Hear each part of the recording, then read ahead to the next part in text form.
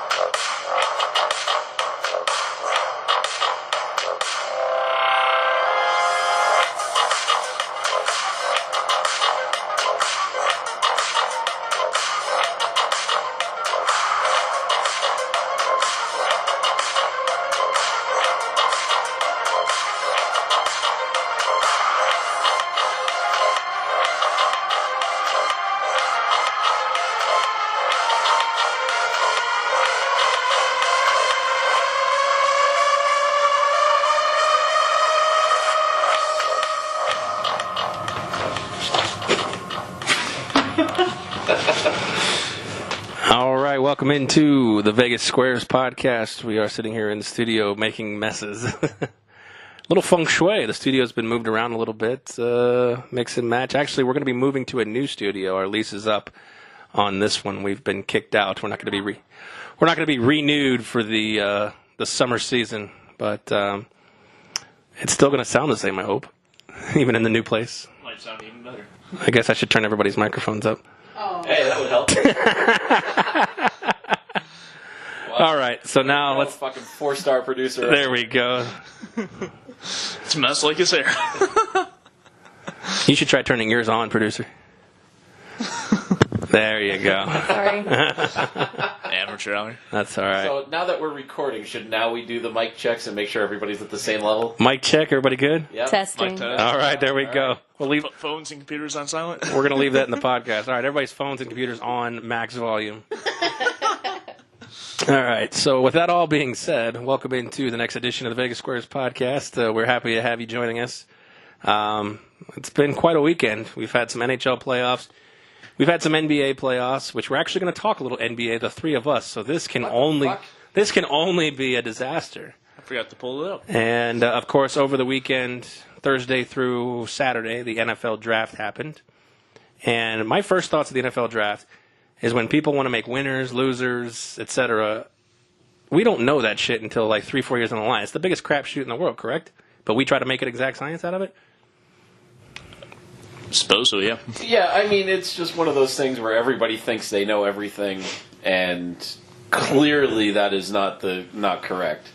You know, you listen to especially people calling in and complaining about what their team did or didn't do during the draft.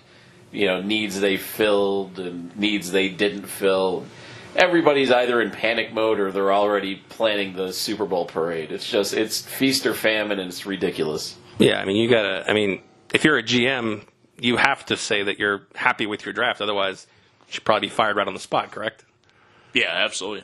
I mean, you can't, a sideline reporter or whatever from the draft can't come over to your war room and say, Dorsey, how do you feel about, taking Baker Mayfield number one? Well, oh, shit, we made a mistake. No, you're going to say, he's the guy we wanted. At the moment, you're not going to say that, but... But it's crazy to think, I mean, you and I talked about it on the last podcast, but, now looking at the entirety of this entire draft, Baker Mayfield, depending on who you ask, could have fallen to the third, fourth round, and he ends up being the number one pick. I mean, I can't remember a guy who was being targeted and, positionally selected all over the board from top 5 all the way down to third and fourth round with like Lamar Jackson, who goes number 1 overall. That boggles my mind.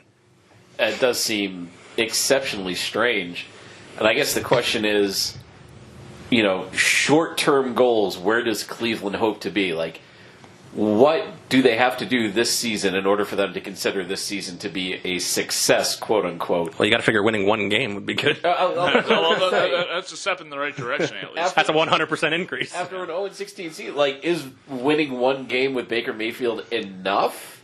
Well, the question is Baker's not going to get on the field this year. No, You don't think? barring injury.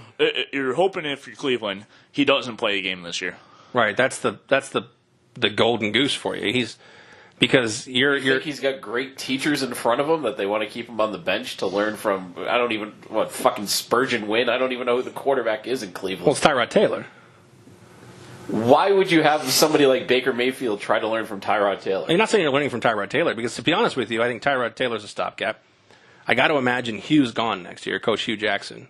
So the question being is that what's Baker going to do in his first year that he's going to have to turn around in Jay Cutler style, have a new offensive coordinator in year 2? Because John Dorsey didn't hire Hugh Jackson. Hugh Jackson's gone 1-31 in the last 2 years. He's won one game in 2 years. I got to imagine, and if he doesn't win, I mean, the potential's there to keep his job. So if Dorsey thinks that Hugh is the guy going forward, I mean, you have Tyrod Taylor, who was good enough to lead the Bills to the playoffs. They picked up Jarvis Landry. They have Josh Gordon potentially, I would assume, back for an entire year. They picked up Carlos Hyde. My thought process, and we talked about this, I think you could have gotten Barkley and still probably picked Baker at number 4. Yes. I absolutely think that, 100%. Yeah, especially with the Jets. I mean, they seem to be all in for Darnold. Because if you took Barkley, what. I mean, where do the Giants? The Giants would be really the big, the domino that would create all of this. You know, if you took Barkley number 1, you know, Baker and the Giants were never linked together. So I would have thought, you know, Baker would not have gone to New York. He might have gone to the other New York in terms of the Jets, but then at that point, Sam Darnold falls into your lap right there at that point, or even Josh Rosen. You got to feel good with any of those quarterbacks that cycle down the line, and still got the playmaker in Barkley. Now I can say Barkley. The playmaker in Saquon Barkley. That was my first thought, and then my second thought was after they took Baker Mayfield is that they were going to stay there and take Chubb. The Denzel Ward pick, to me, unless they really, really liked the guy, seemed a bit of a head-scratcher because Chubb was the best defensive guy on the board. And to pair that guy with Myles Garrett probably would have been a better, you know, 1-2 punch than selecting another cornerback who may or may not work out. Because the only cornerback that's really ever worked out in Cleveland is Joe Hayden, and he's not there anymore either.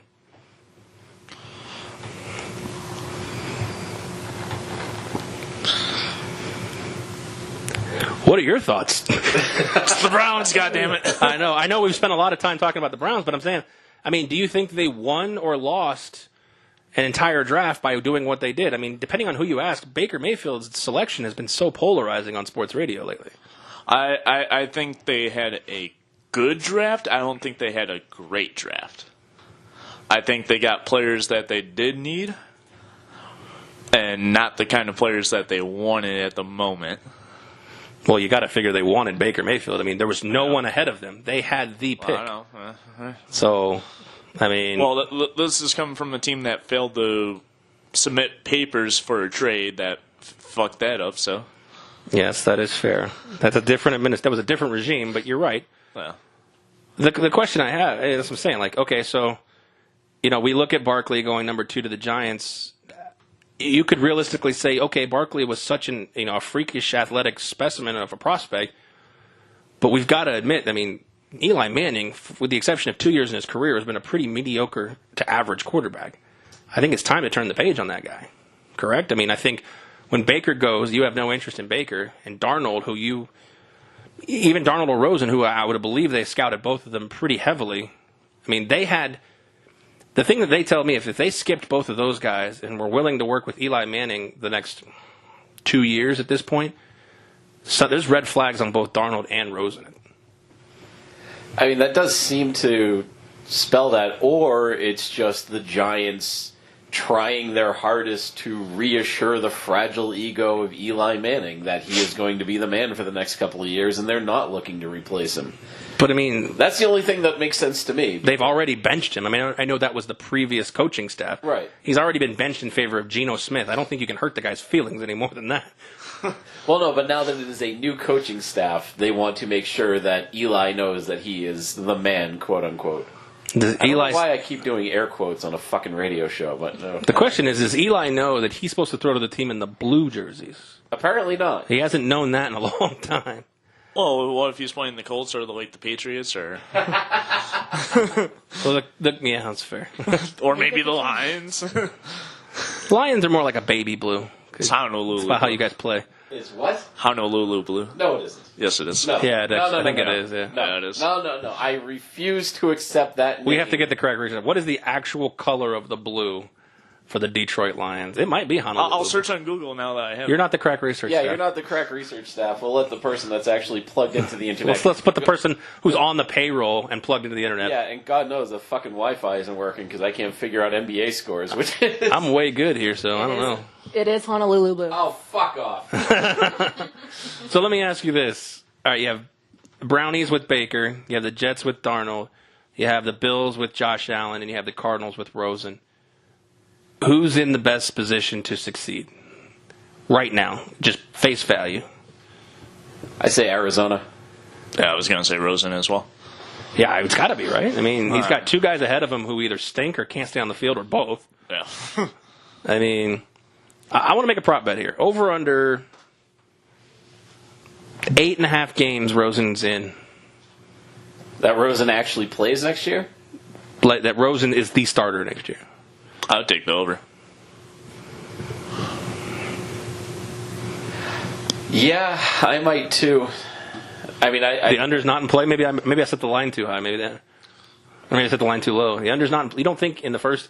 You think Sam Bradford's going to last 8 games? I mean, and that's part of the problem is that we don't know what we're going to get out of Sam Bradford because God knows he hasn't been able to stay on the field. Let alone be healthy, yeah. Right, yeah.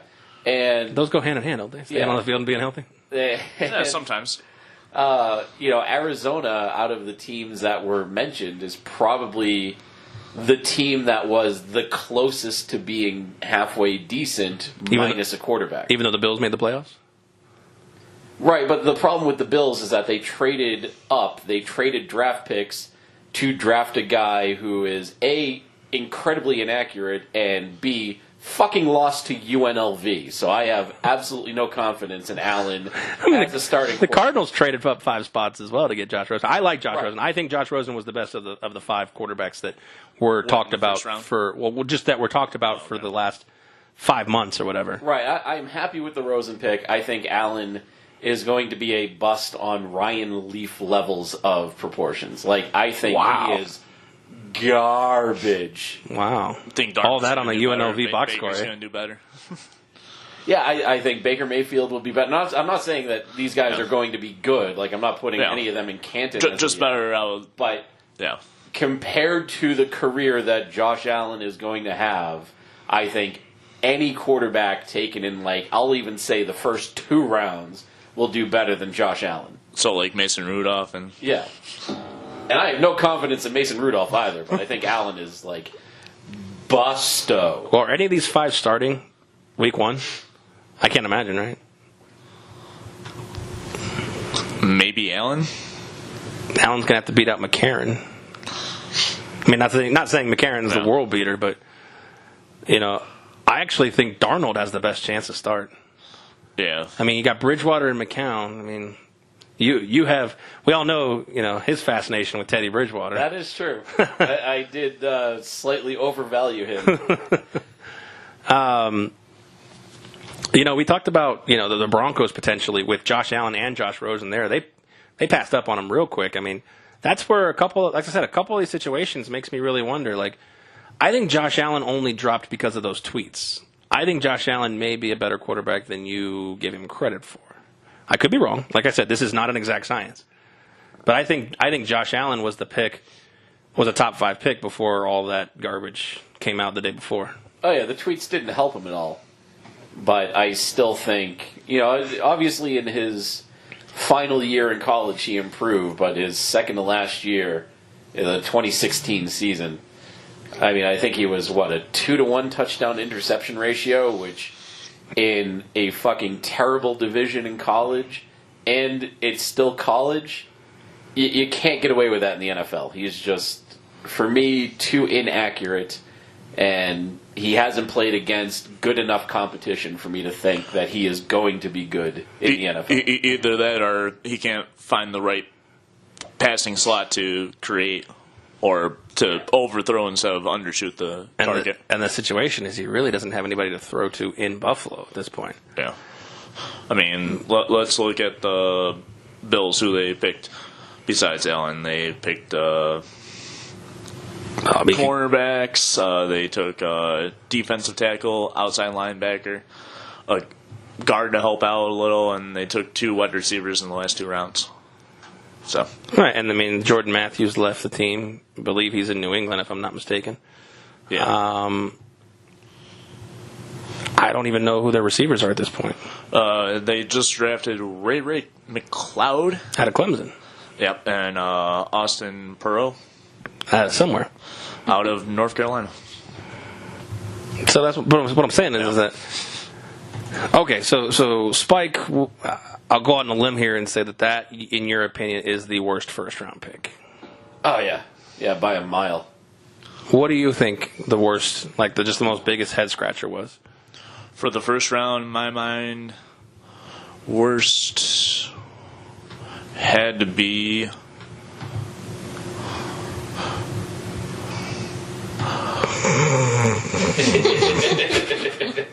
I would actually have to say the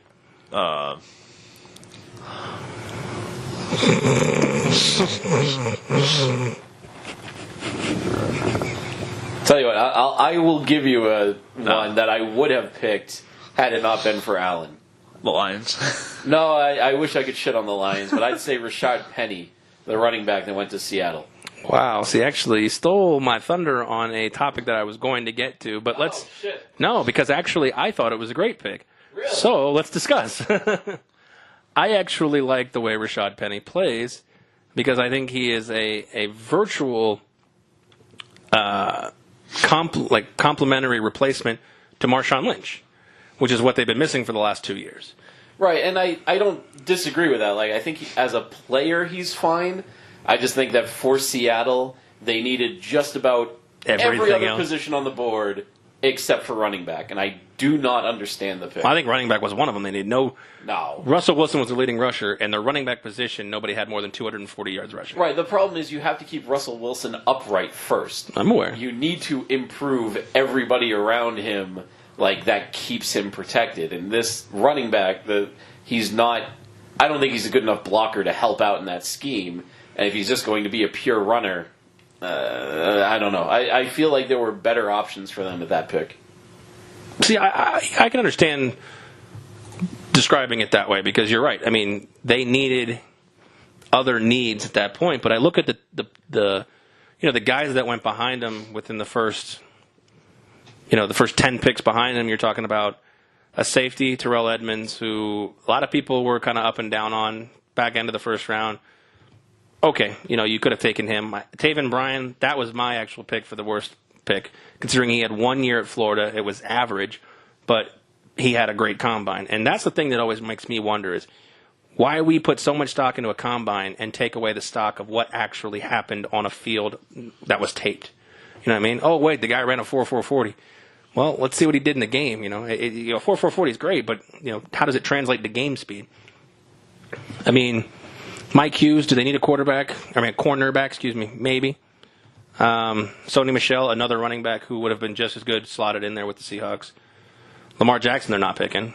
A couple of the offensive linemen that went in the top half of the second round, you could advertise that for Seattle, but nothing really in the back half really stands out for me at that point. I think if they really liked Penny and they felt that he might have gone anywhere between 33 and wherever they were picking the second half of the second round, and if they think Penny wasn't going to get there, I think they made a good trade to get the exact player that they wanted. Whether, I understand you're talking about the needs. Those can be filled in other aspects, which, like I said, not looking at their entire draft, I'm sure that they went and took care of a few. I mean, you're going to have to, with all the money you have invested in these athletes, still tied up in the cap, you're going to have to build your offensive line the cheap way. Is that the right way? No, not necessarily, but it's really the only option they have at the moment. I think where they missed out was probably one of the picks that you kind of glossed over was the offensive line picks. The Gutierrez pick? I mean, not the Gutierrez, the Hernandez pick? Yeah, Will Hernandez. I think that would have been the pick that helps them out the most immediately, keeps Wilson upright more immediately, and you have to, because I mean you're talking about all the money that you have invested in the offense. Russell Wilson is your offense. That's where all the money's invested. Right. If he doesn't have time to hand the ball off, if he doesn't have time to throw, if he's back there running around like a madman all the time, he's either going to look like shit or throw an interception or get hurt. Well, he was running around like a madman last year, and he was, in my opinion, an MVP candidate. I'm not saying he can do that for the next 10 years. It's not what you want. Right. But, I mean, they've got Dwayne Brown, who was hurt last year. They've got Justin Britt, and they've got DJ Fluker, 3 first-round picks right there on their offensive line. I believe, if I'm not mistaken, Ifedi was a first-round or second-round pick as well. So they need to light the fire under the fuckers that they have right now at this point. I mean, they traded for Dwayne Brown, who was supposed to be a top-flight tackle, supposed to be the left tackle that's going to protect Russell for the next 5-6 years. You got Fluker, who they just signed from the Giants, and Justin Britt, and like I said, Ifedi. I mean, if those guys can stay healthy, I think they actually have a fairly decent offensive line. Health is a factor at this point. Right. Health is a factor, which means you need depth, which they don't have. Well, which was more of a... I understand that, but, I mean, looking at a starting lineup, which was more pressing to you, in your opinion, the fact that they needed Rashad Penny or the fact that Doug Baldwin's their legitimate only receiver at this point? I mean, the receivers are bad. Let's not forget they lost, 17 defensive starters or whatever the fucking number is? I mean, they need everything, and this goes back to my original point. Like, they had so many needs on that team. I didn't think that running back was so pressing that they had to get somebody towards middle to the final third. Jesus, what the fuck? The last part of the first round. Final third. There you go. Late first round. What the fuck? Yeah, I mean, I think I'm okay with them doing it. I thought it was a good pick if that's what they decided, because I thought they were going to make a splash with it, and I was okay with that.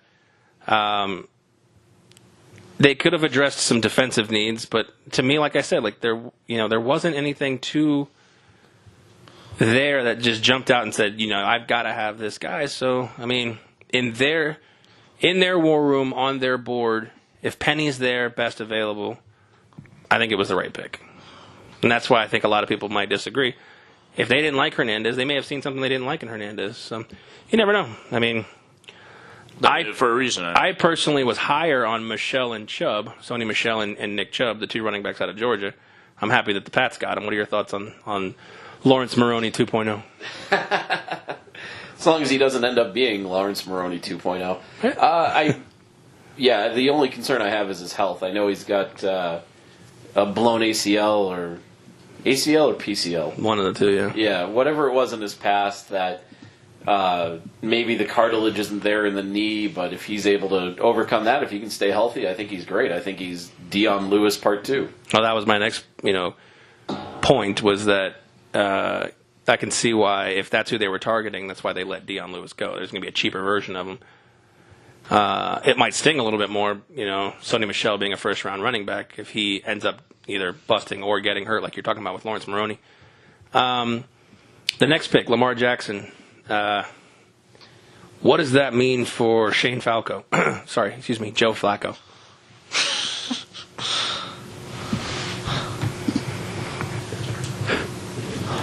Are you still asking me? I'm asking anybody. I figured it was about time for Tony to chime in, so that's why I was kind of leaving it alone here. I throw these up. You guys can spike them however way you want. That was a hint. It's your turn. No, Joe Flacco's a white guy quarterback. I know. Throws right. I know. Had one good playoff season. Lamar He's Jackson. not on the Lions. I know. No, he's not on the Lions. No, I think Lamar is going to be some talent that could be put in there in his first year if he had to, but I think he's behind somebody that may be able to teach him a few, especially if he has a breakout year like he did when they made a Super Bowl appearance. So the question is, and I'll direct this to anyone, is there any chance that this lights a fire under Flacco? I think it makes him prove himself a whole lot. Yeah, which means he's going to falter because Flacco has been the most overrated quarterback in the last 20 years. I thought that was Stafford. I wouldn't say Stafford's been overrated. No, it's because Stafford can at least put up passing yards. You know, he's eclipsed 5,000 yards in the season once. The problem with Flacco is that it never seems like he's actually trying to make a pass. It looks like he's always trying to go for defensive pass interference. And then when he gets the calls, somehow he gets called elite and then fucking banks a big contract out of it. Fair enough. I don't know. That kind of opens up a can of worms. You're defending the fact that you believe Matt Stafford's a better quarterback than Joe Flacco. Oh, yeah. Wow. Ooh. Easily. Oh, wow. I don't have time for that one. That stirs the pot a little. A pick I like, and I tweeted this out when it happened, was Calvin Ridley going to Atlanta. And now you have a three-headed monster of Julio Jones, Calvin Ridley, and Mohamed Sanu for Matt. I was going to say Stafford, but Matt Ryan. On top of Tevin Coleman and what the hell's his name? Devontae Freeman. I mean, that's 5 pretty solid weapons for Matt Ryan. I mean, Yes. Is this the best team he's been under? And I know he just went to the Super Bowl a few years ago, but I mean, this 3-headed monster, this 5-headed monster that he's got in front of him. I think it's the best that he can hope for sure. I mean, I think Ridley was probably my favorite pick of that first round of the draft. I think it fit one of their needs, as well as if Julio doesn't re-sign after his contract's up, maybe gives him a chance to bump up into the number 1 spot, maybe in the number 2 spot even. Are you surprised Derwin James fell as low as he did? I don't actually know enough about him to make a comment on that. He was considered probably one of the better defensive prospects, if not behind Bradley Chubb, and he ended up falling down to 17. I'm sure the San Diego's pretty happy to have him. Him and Fitzpatrick were 2 guys that many expected to go the 7 to 10 range, and they fell 11th and 17th. I think 2 teams, the Dolphins and the Chargers, are getting 2 players that they probably didn't expect on their draft board when they were sitting there in their spots. Yeah, I mean, I'm looking at some of the commentary about him, and it looks like this is a home run pick. CBS Sports calls him Swiss Army knife at the 2nd and 3rd level of the defense, probably the best in the strong safety type role. I mean, that's strong praise. That's a Bill Belichick type player right there. I was reading something, the poor value picks of the first round, and they were talking about Colton Miller. Somebody tweeted that Alexander at 15 would not have been a reach. Mo Hurst at 15 would not have been a reach, but Colton Miller at 15 is Space Jam type reach. That's some reach. Yeah. So, I mean, like I said, this is not an exact science. We want to treat it this way, but a couple of picks left us scratching our heads. A couple of picks, we may disagree on, and only time's going to tell. That's the thing. Right. Yeah, of course. I mean, some of these quarterbacks may never even see the field for the teams that drafted him. Like I said, if Flacco, rejuvenates his career, and there's a chance Lamar may never see the field as a regular starter. Yeah, he could even be bumped to a wide receiver or something. I mean, how many quarterbacks were drafted as the heir apparent to Tom Brady that, without the exception of Brady's suspension, never saw the field? I mean, we all know what happened with Garoppolo and Brissett because of the suspension, but if there was no suspension, he should have never. Those guys should have never seen the field. And you have Ryan Mallett and Brian Hoyer and et cetera. Right. Matt Castle saw the field, but that was from an injury. An injury, yeah. So, yeah, no, I know exactly what you're saying.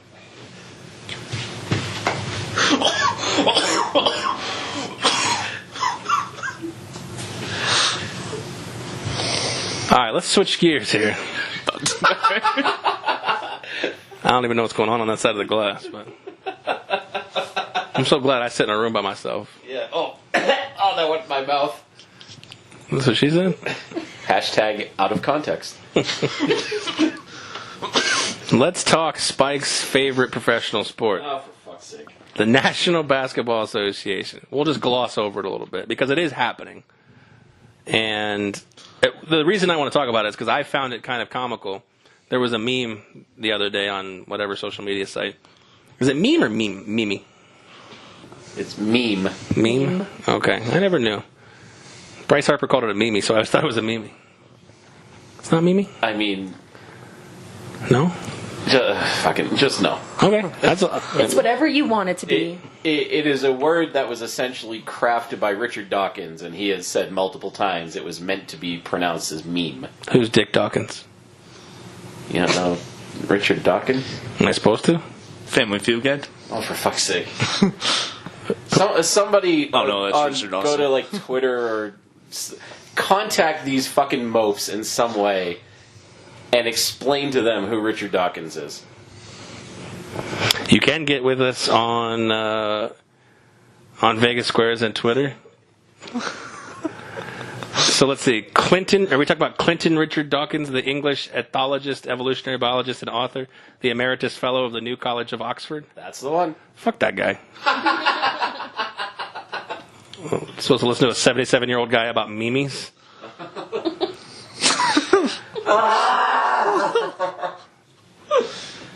Why did he create that? Did he just create the word?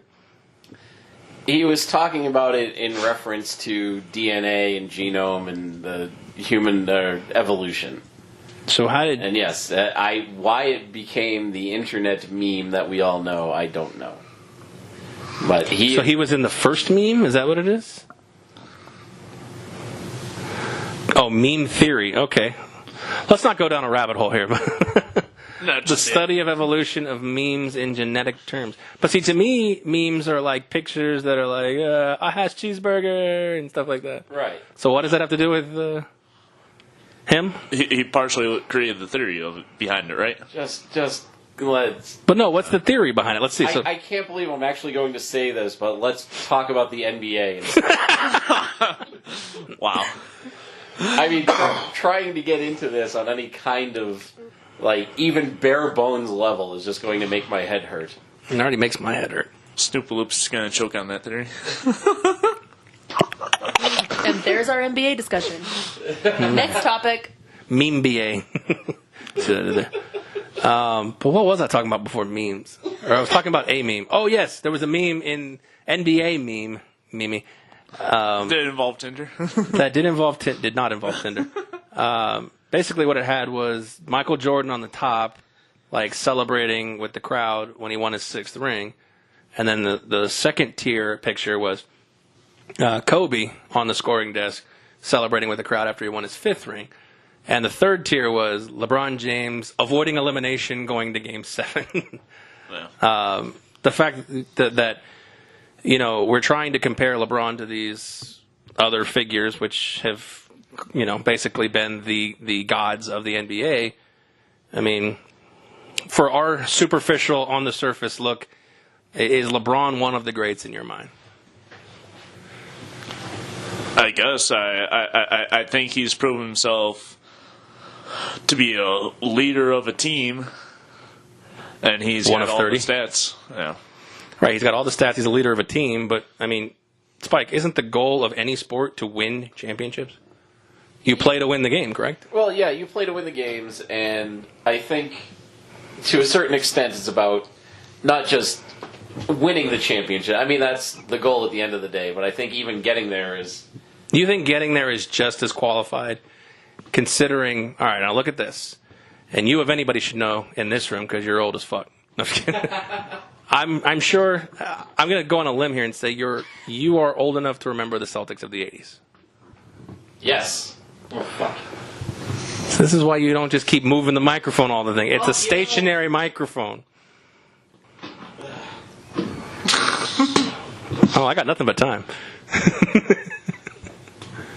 Oh, fuck. Dun, dun, dun, dun, dun, dun. Anyways, I'll go back to Token Tony here. Yeah. And you talk about the stats, but like I said, what do rings mean if that's pretty much what we're playing for?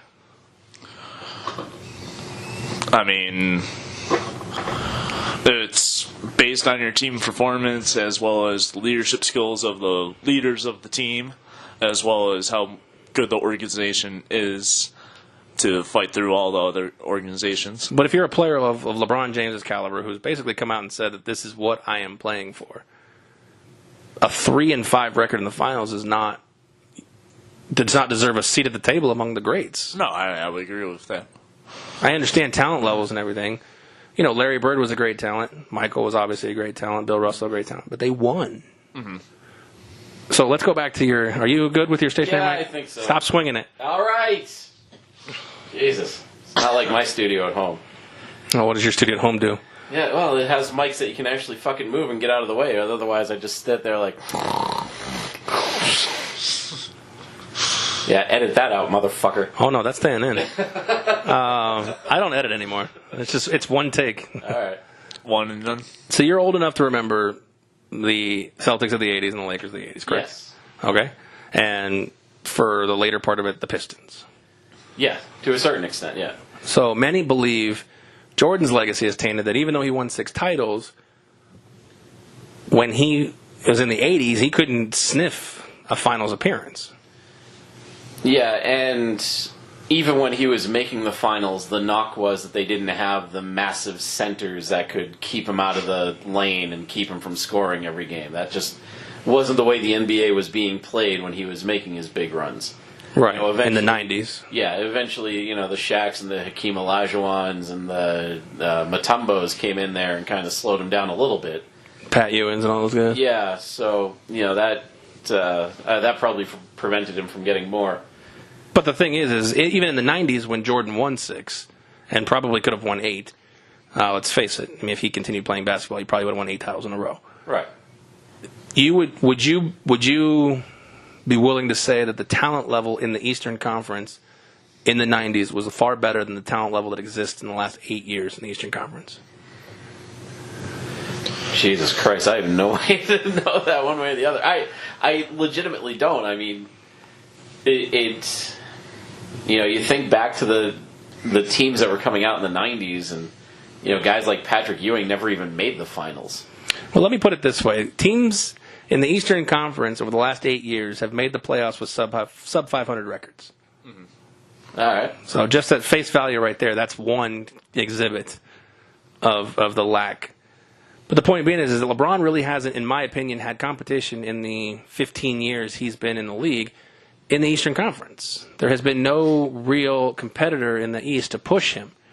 So when we have this conversation of greatest of all time, that guys like Nick Wright on the TV and stuff with, you know, his own show try to say that LeBron is better than Michael Jordan. Well, when LeBron has no competition in the Eastern Conference and then gets basically a cakewalk and then still is 3-5 in the finals, I find that to be an issue. No, it's definitely subpar for a legendary status basketball player. I mean, he's going to be a Hall of Famer. We understand that, but I don't think I've always been the type to say, you know, in any sport, the ultimate goal at the end of judging people and to play the game is to win the game. Absolutely, yeah. Not how good your stats are and all that, and it's how you prove yourself on the court, how you prove yourself around a full team, and how your outcome is at the end of the day. And the outcome is, I would say, the majority of it. That's why I always get the counter argument to that position that I take is that, well, Brady, even though he's won 5 Super Bowls and he's been to 8, he's lost 3, and Montana never lost any.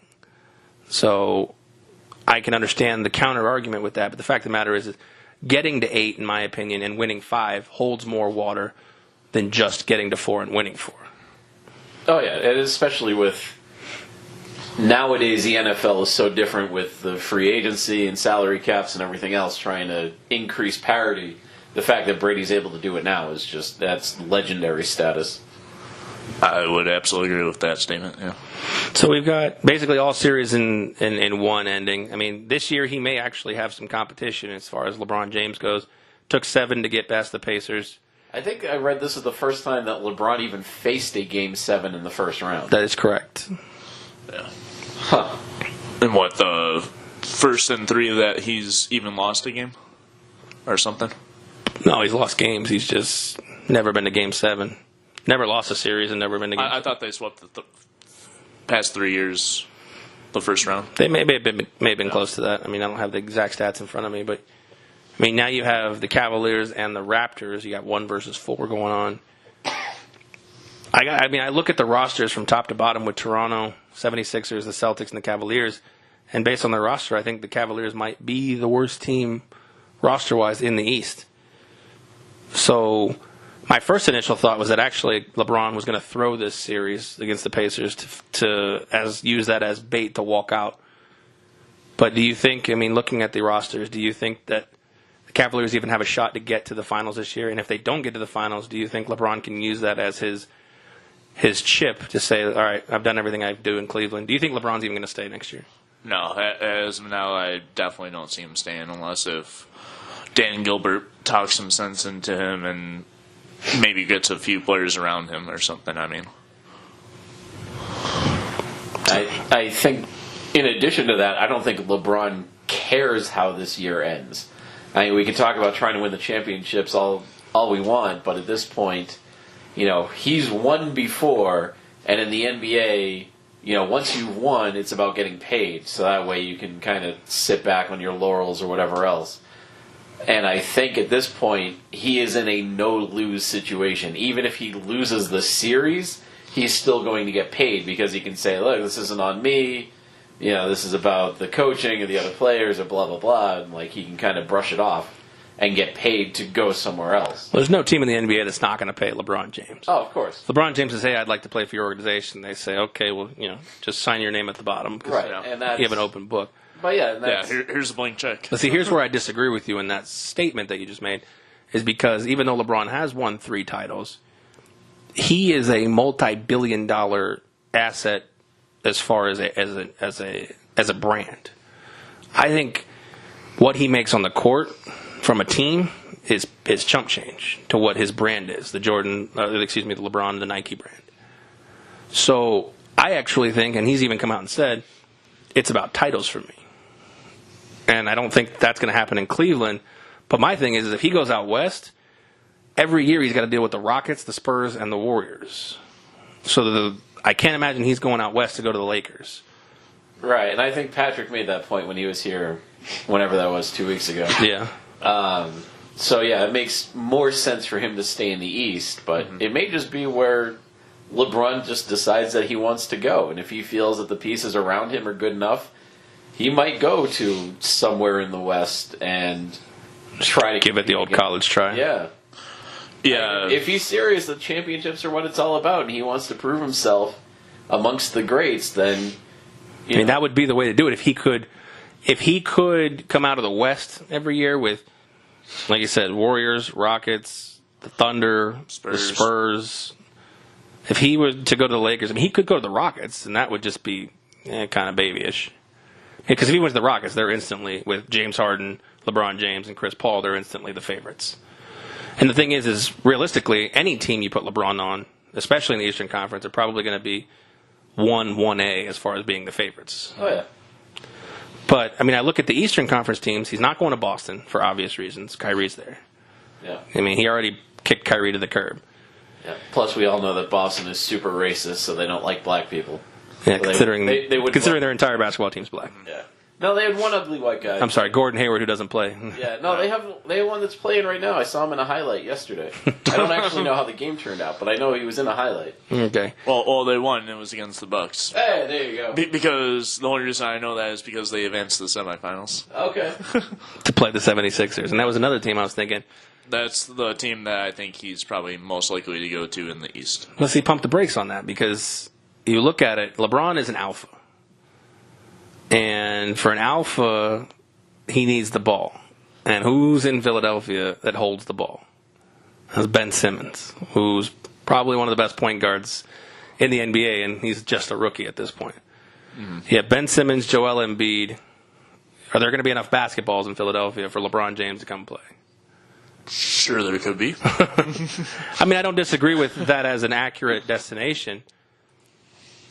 The question I really have is, if he decides to leave Cleveland, there's not a place that he can go where he doesn't have to swallow his ego, and where he goes, they aren't exactly in the same situation they are in Cleveland. You know what I'm saying?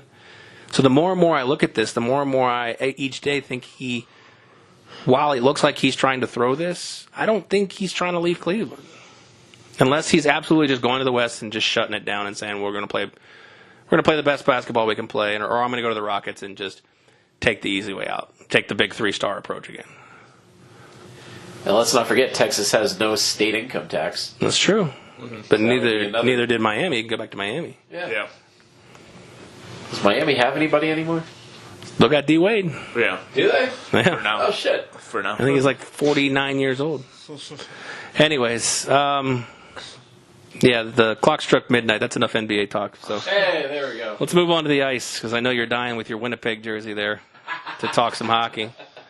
And initial thoughts on round 1 of the playoffs. You know, your Boston Bruins needed every single game when no other teams did. Yeah, and that was a little scary, but it just shows how important the Bergeron, Marchand, Pasternak line is, because in the 3 games they lost, they combined for 0 points. Right. So, And they had like 30 when they won, didn't they? Yeah. In the 4 games they won, they had like 30 points. something absurd like that, yeah. So, yeah, they need to get their motor running, which they clearly did in Game 1 against Tampa. Yeah. So, yeah, it's as long as they're scoring, they're the best line in hockey by a fucking mile. Oh, yeah, absolutely. When they're on that, it's because they put their 3 stars on the line, where a lot of teams like to break them up a little bit. Right. They say, look, this is our line. And they play the most minutes, too. Oh, yeah, and, they're even aware of it. Marchand wrote a piece for the Players Tribune not too long ago where he's actually said, coaches have told me, don't try to be the best player on the ice, because that's going to be Patrice Bergeron. Just be the second best player on the ice. So knowing that he is going into that role and not trying to get an ego about it, staying on that line is going to do wonders for that team. Well, let's take a look as we wrap up. I understand we're already, a game or 2 into the second round, but was there anything surprising to you? Because I don't think we've talked since the first round wrapped up. No, we haven't. Yeah. Other than the Sharks sweeping the Ducks, which was, pretty crazy, and obviously VGK, but. Right, yeah. Vegas and San Jose are probably the 2 biggest surprises. I was pulling for Columbus, but, what are you going to do? Washington's just too much to overcome. That was crazy, especially getting them at home first 2. Yeah. And then just laying an egg like that. Yeah, Columbus lost all 3 at home. Yeah. Which is never is a recipe for success. Yeah, goalie Bob did not. Attaboy, Bob. Yeah. Attaboy, Bob. Yeah, I think the big surprise for me is Washington's indecision on goalie. Because they started the playoffs with Grubauer, and now they've moved back to Holtby. And Holtby's been holding his own. I mean, he's doing all right. Obviously Game 1 didn't go their way, but they won Game 2. Yeah. God, what an awful 10 minutes of hockey, though, for Washington, Game 1. Oh, yeah. The thing is, I think this year, and like I've said, even on Twitter and based on my NHL bracket, I think this year we don't have deja vu with Penguins and Capitals. It's just, you can't, and in Game 2 they didn't, you can't let off the gas with the Penguins. No. And that's part And we saw that with VGK when they came in town. When the Penguins came in town, the whole time, they just stayed on Pittsburgh. They just beat them. And then, you give them that, 8 to 10 minute lull where you step off the gas and you see how fast they can freaking score. They take advantage of that and some. It's amazing. Oh, yeah, they'll put up goals in a heartbeat on you. But we watched the Capitals game today, and the Capitals from start to finish were like punching them in the mouth, obviously figuratively, but somewhat literally, too. but they never let up. And I think the Capitals, even though they're in a hole right now because they're going to the next 2 in Pittsburgh, I think they can get a split with Pittsburgh. And I actually think we're going to see a different ending to this story this year. Yeah, you think the Caps can actually get past them? I think they can. I don't know. I think a lot's going to depend on whether or not Malkin's healthy enough to continue on. Yeah. Because if he's out for multiple games, then I think Washington definitely has a puncher's chance. But if he's back, then this game over almost. Yeah, this is not the Washington team that won the President's Trophy a few years ago that still lost to Pittsburgh. This is a good but not superior team like they have been in the past. I think this is pretty much, with the exception of Shattenkirk, the same team. Yeah, but Oshie's not producing like he used to. No. Ovechkin can be guarded, and he's still playing Matador defense. The line with Kuznetsov and Kuznetsov? Kuznetsov Kuznetsov and Backstrom. Backstrom's one of the more underrated players in the league. I like that guy. Did I just miss an inside joke between you two? Yeah, you've never heard that? No. Oh. Every time Kuznetsov is announced on the TV, we always say, "Who's Netsov?" Yeah. Come on, it's a good one. Ooh. It's our thing. Okay. Yeah. Had enough. Okay. You had enough. Yeah. I think that series goes 7 games, though, the Washington-Pittsburgh. And, That wouldn't surprise me at all. and Game 7 probably go to overtime. Wow. All right. I'm getting real specific. Yeah, And it could go either way. There it is. You knew it was coming. you had enough, or you're thirsty for more. But yeah, the Bruins came out and made a statement that falling behind in series is not ideal for them. So they came out.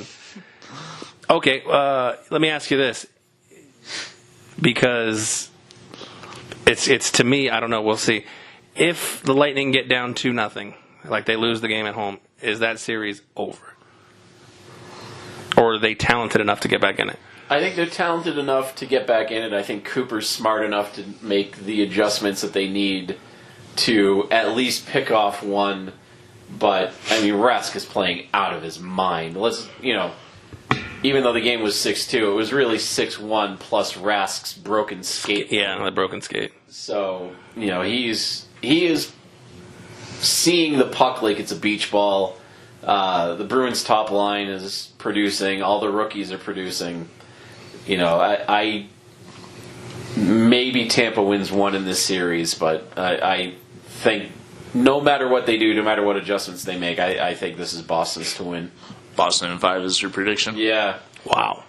That's pretty strong. Yeah, which I didn't actually think going into the series to begin, but looking at the way Vasilevsky is just... I don't know if he's tired. We were talking off air about how I think he was overused at the end of the season, and it's really starting to wear on him. I don't know if there are injuries to Tampa's top line that they're not disclosing, but they don't look like the Tampa Bay that put up 100 and some odd points and won the Eastern Conference during the regular season. Yeah, and I think that series against the Devils wore them down a whole bunch more than people think as well. You may have some inside information because it didn't look like they were worn down at all.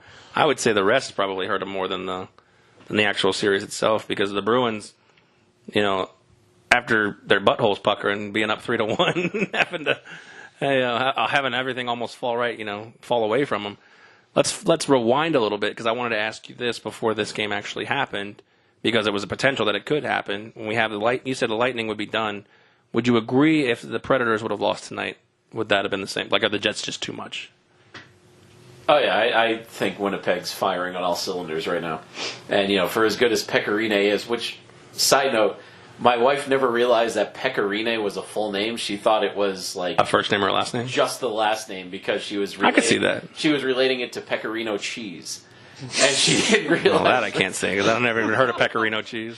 And she didn't realize that it was two separate names. She's going to slap me in the mouth for saying this on air, but Tell you what, if we have a Stanley Cup party and the Nashville Predators are in it, you can just you can buy that cheese and put a little label over it that says Pecorine cheese. All right, well, let's talk about the game that we watched the most in depth. Sharks and Knights. Yeesh. You had enough, or are you ready for more?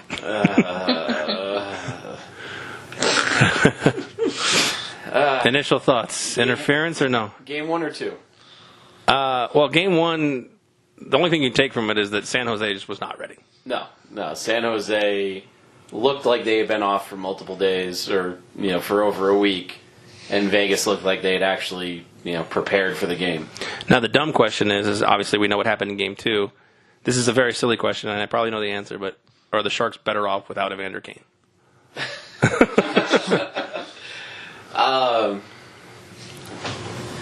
I mean, they played a significantly more disciplined game in game 2 than they did in game 1. Well, that's what scares me, is no Thornton, no Kane, and they got a split out of this. No, that and what doesn't scare me is when Vegas played really well, they won 7-0. When Vegas played like absolute dog shit, it took San Jose double overtime to beat Vegas. Thank you. So if Vegas is playing even... What do you mean, thank you? What did you say? That's exactly what I said. Oh, to yourself in the mirror while getting dressed this morning? When did you say that? I said it to you in the car earlier. No, all I heard was, it's not interference. Well, and for me, I look at both of those calls as being essentially the same. It was a defender may or may not have pushed the offensive player into the goalie. The goalie may or may not have had enough time to get back in position. My problem is I didn't see how you could call one a goal and one not a goal. Like, they're either both goals or they're both not. And Which one, what do you mean two?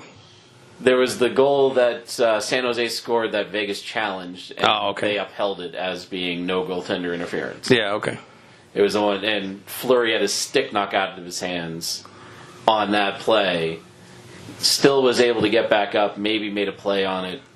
They called it a good goal, whatever. And then for the Marchessault goal, it was essentially the same thing, except Jones didn't lose his stick. Marchessault ends up putting it in, and they called it no goal. So I didn't understand how one was a good goal and one wasn't. When That's to me, fair. It was the same amount of contact, the same amount of time for the goalie to get back in his crease, the same amount of defender pushing the offender. To me, I thought they both should have been ruled goaltender interference.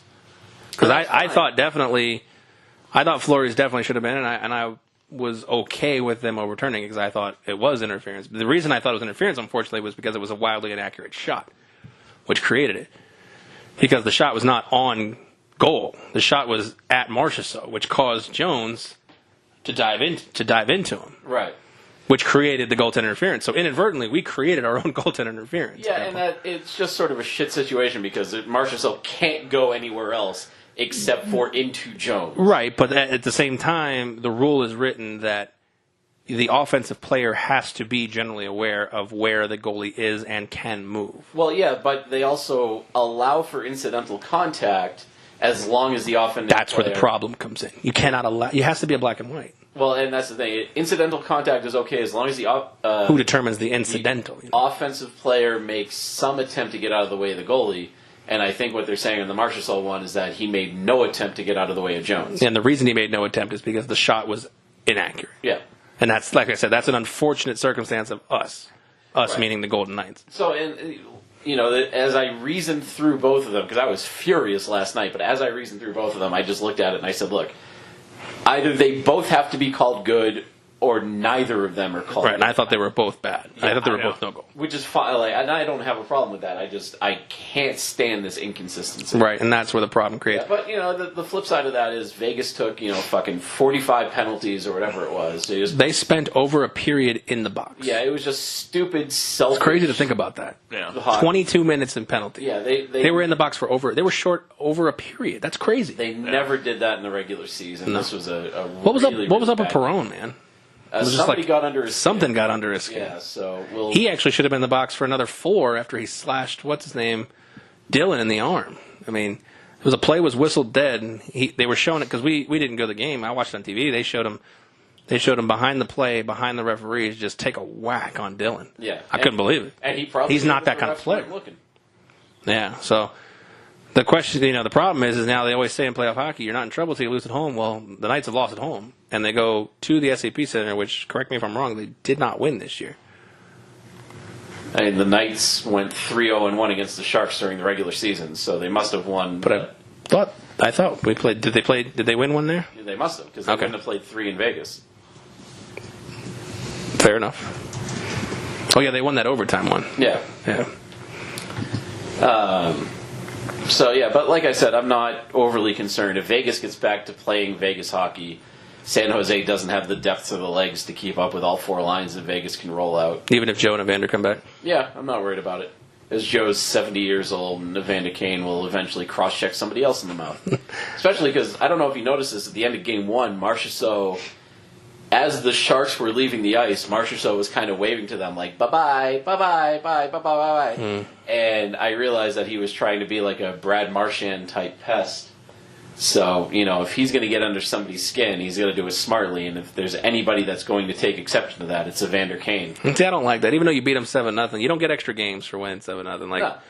You're up 1 game, waving him off the ice. You can do that in Game 7. You know, like I really want going back to the round one.